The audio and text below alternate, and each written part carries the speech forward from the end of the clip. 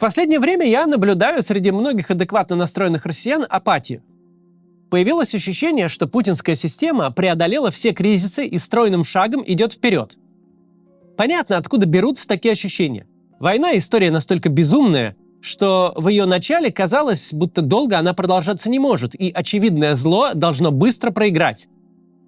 Быстро не проиграла, и многих качнуло в другую крайность. Мол, у Путина все еще лучше, чем было раньше, до войны. Победить его нельзя. В новом мире теперь правят злодеи. При этом в реальности, как неверно было шапкозакидательство в начале, так неверно и уныние сейчас. Давайте продолжать разбираться, что сейчас происходит с путинской системой, чтобы не пропустить тот момент, в который мы сможем повлиять на ситуацию.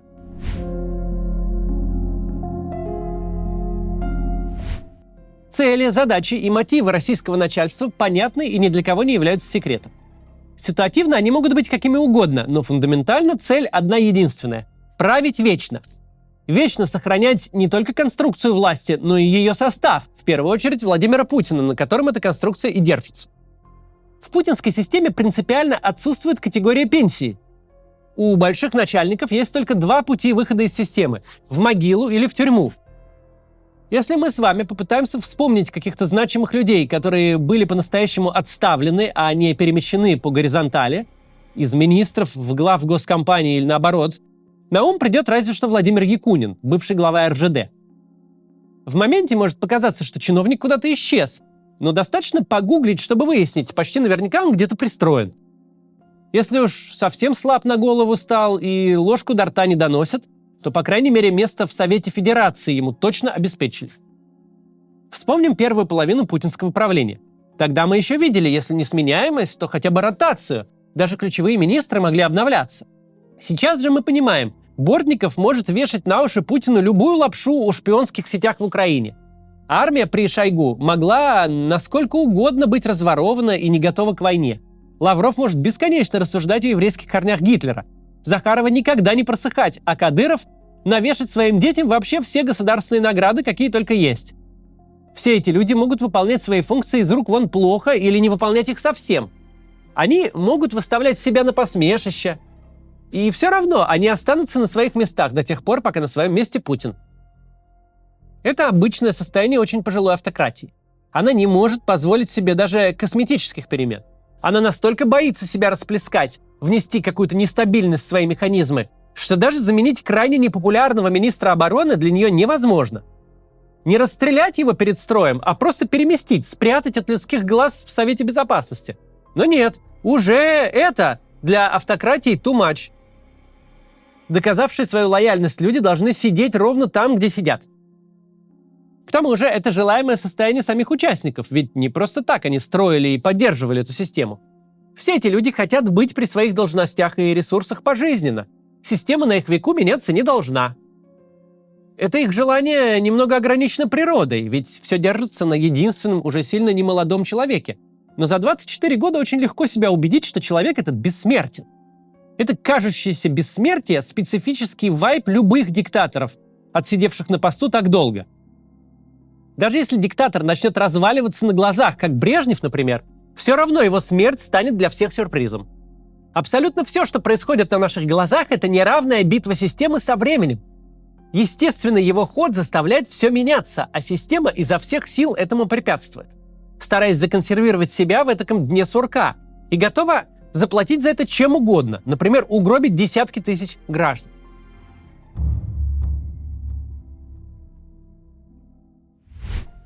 Для решения сиюминутных задач высшие российские чиновники совершают поступки, которые неизбежно приведут к тяжелым последствиям для них самих же. И какой-то новой власти эти проблемы они передавать совершенно не планируют. Вот и получается парадокс. Все эти люди хотят вечно сидеть в своих креслах, в крайнем случае передать теплое место по наследству, но ведут себя так, будто через неделю власть возьмет оппозиция, и им придется сменить имена, сделать пластические операции и остаток жизни скрываться в амазонских лесах. Ну, взять, к примеру, массовое вовлечение в войну заключенных. У нас нет никаких официальных данных о масштабе этого явления, но мы можем хотя бы прикинуть. Покойный Пригожин заявлял, что захват руин Бахмута стоил ему 20 тысяч человек убитыми, а большинство вагнеровских штурмовиков были именно заключенными.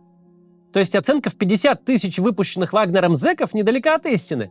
Ведь помимо убитых есть еще и раненые, и те, кто остался цел и невредим. Скоро будет год, как Вагнер от этой практики отстранили, и по зонам пошло уже Минобороны. Таким образом, к тем, как минимум 50 тысячам, добавилось еще сколько-то зэков. Сколько? Мы не знаем. Но понимаем, что в рядах Шторм-Z служат десятки тысяч людей, что колонии очень важный источник пополнения личного состава российской армии, необходимый, чтобы избежать второй волны мобилизации. В итоге происходит совершенно беспрецедентная история. Российская пенитенциарная система выпускает людей целыми процентами и десятками процентов от общего числа заключенных. Причем по понятным причинам в первую очередь покидают колонии не предприниматели с мошенническими статьями и не молодые люди, пойманные на закладках. Выходят люди с тяжелыми насильственными статьями и с огромными сроками. Прежде всего убийцы, которым сидеть еще 10 лет и больше. Да, их используют как пушечное мясо. Для этого и набирают. Их жизнь, по сути, бесплатная. Многие из них гибнут. Но гибнут не все, и даже, судя по всему, не большинство. Все-таки в российской тюремной системе очень хорошо распространяется информация. Там все про всех знают. И если бы вступление в армию было бы билетом в один конец, то очень скоро число желающих иссякло бы. Также можно судить о числе выживших по количеству сообщений о преступлениях бывших зэков, вернувшихся с фронта. Сейчас об этом продолжим говорить. Сначала важное некоммерческое объявление. Посмотрите, пожалуйста. За последние 3 года очень много всего произошло. Не всякая психика с этим справится. Многие из нас страдают от депрессии, тревоги и одиночества. Если вы чувствуете себя плохо, не нужно стыдиться обращаться к психологу. Тем более, что вы можете сделать это бесплатно. Проект Without Prejudice оказывает бесплатную психологическую помощь тем, кто не готов мириться с войной в Украине. Without Prejudice начал помогать сразу же, в марте 2022 года, давая поддержку всем, кто в ней нуждался.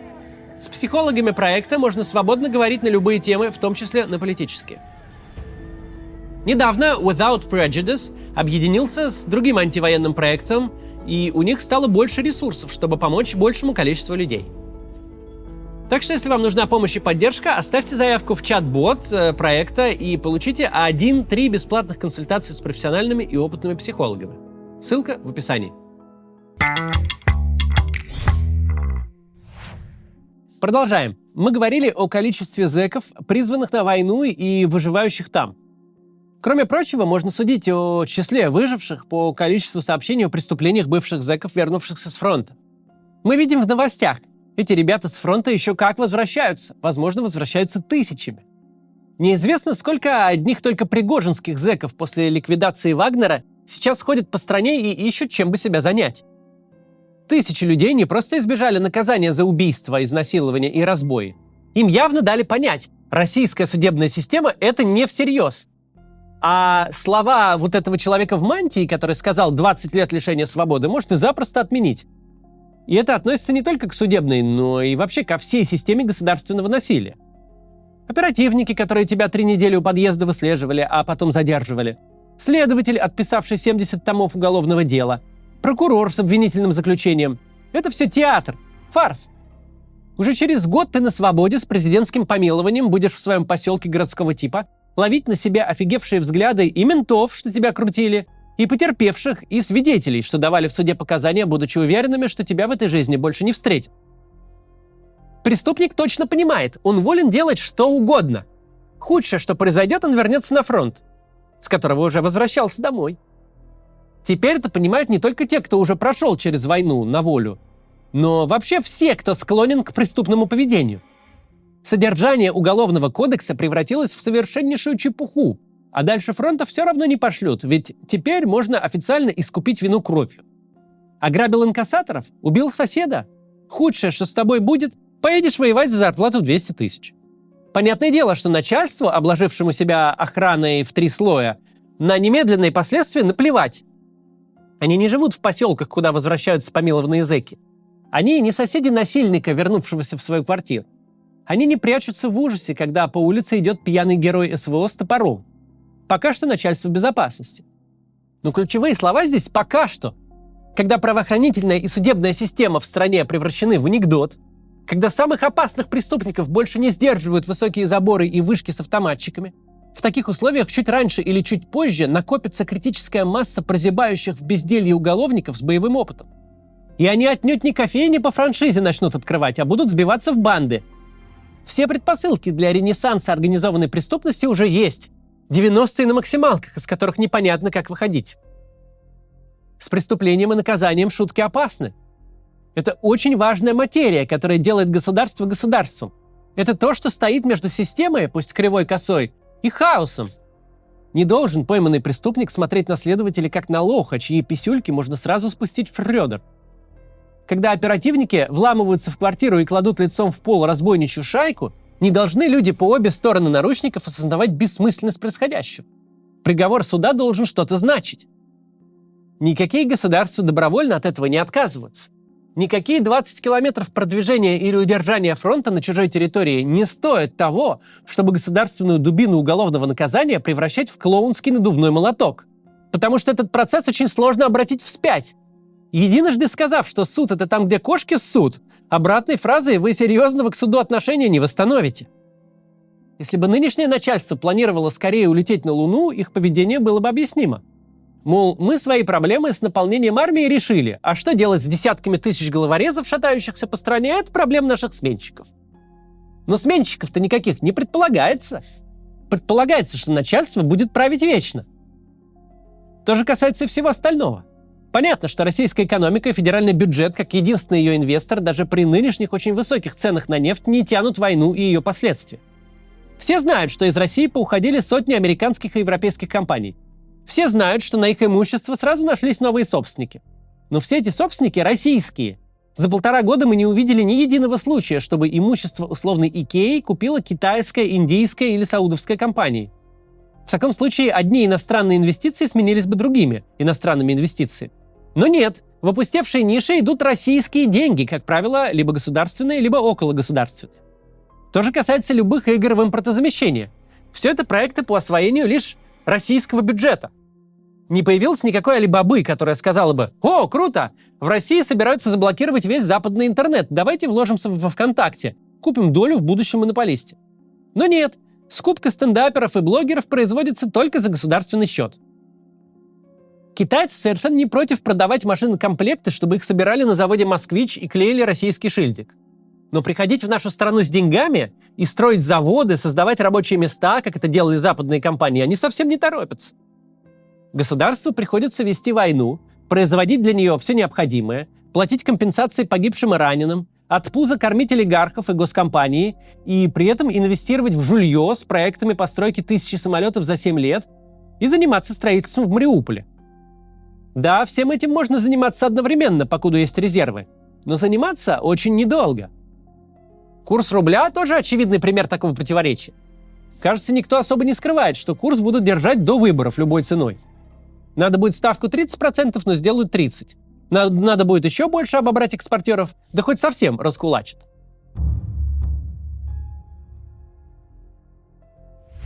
Но только вот совершенно ясно, что долго так жить невозможно. Никаких нефтяных доходов не хватит, чтобы накормить всех подсанкционных олигархов. Не хватит на тройные зарплаты для всех слесарей с Уралвагонзавода и швей из Иваново. Не может в такой огромной стране госбюджет быть единственным инвестором. Расходы скоро придется резать, и резать радикально.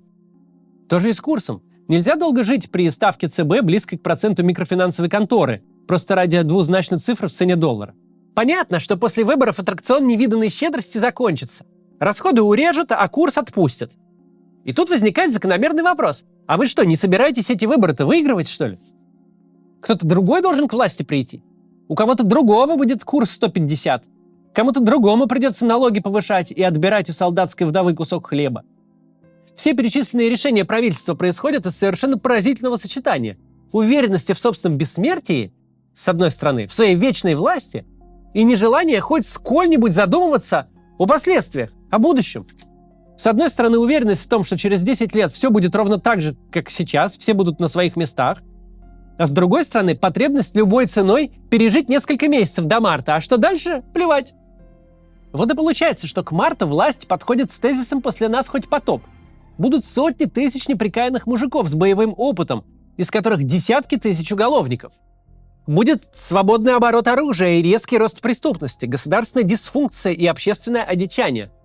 Но все это проблемы дней грядущих. Сейчас задача Авдеевку взять и Токмак удержать.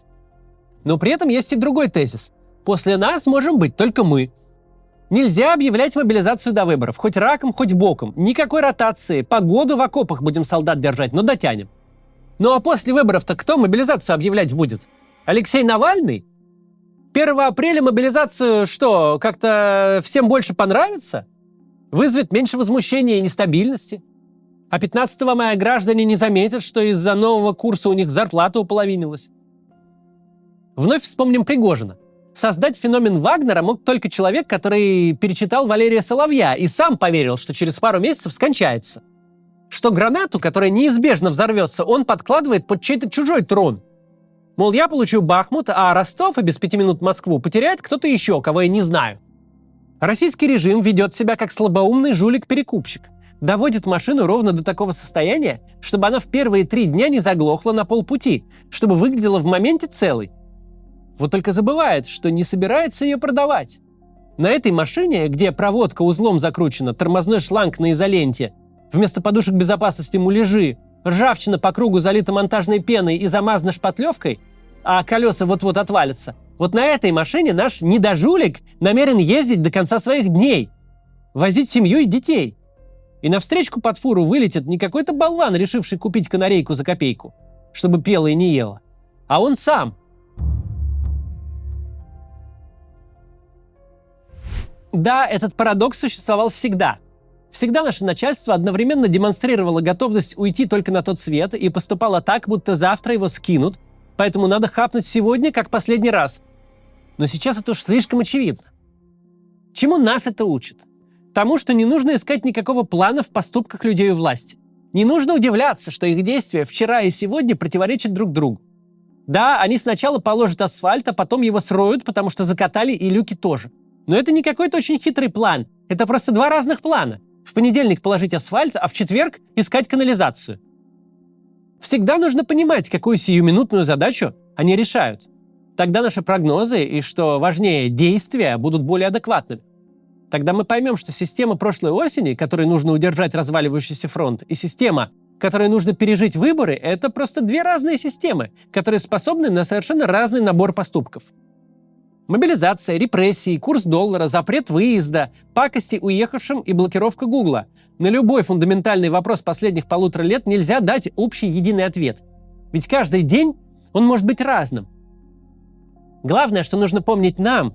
Против нас не какой-то там всесильный оппонент с четким планом, системой принятия решений и выверенной стратегией и тактикой.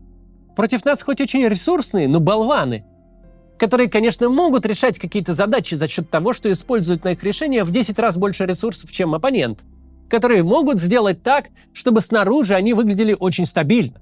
Но в реальности там не пахнет никакой стабильностью и никакой продуманностью. Система, где все планирование существует максимум на полгода вперед, не может быть стабильной и постоянно будет сталкиваться с неожиданными для нее кризисами. Да, в пропаганду стабильности и безальтернативности вкладывается много сил и средств, но нам вестись на нее нельзя. И когда кризисы наступят, нам нужно предлагать россиянам альтернативу. Альтернативу в виде адекватной политики, основанной на понятной системе ценностей и либеральной идеологии. На абсолютной ценности человеческой жизни, на правах человека, на развитии нашей страны. Россиянам этот ГБшный расколбас на самом деле совсем не близок. Просто сейчас есть такое ощущение, что выбора никакого нет. Если мы сможем сограждан от этого ощущения избавить, все может быстро поменяться в момент очередного кризиса, в который такая система обречена попасть не сегодня, так через месяц. До завтра. Приглашаем вас на живые выступления Максима Каца. Вы сможете увидеть закулисную жизнь канала и запись ежедневного ролика, а во время общения с залом сможете задать свой вопрос Максиму. Лимассол, Амстердам, Вена, Тель-Авив, Цюрих, Париж, Рига и Милан. Билеты на сайте maximkatz.com.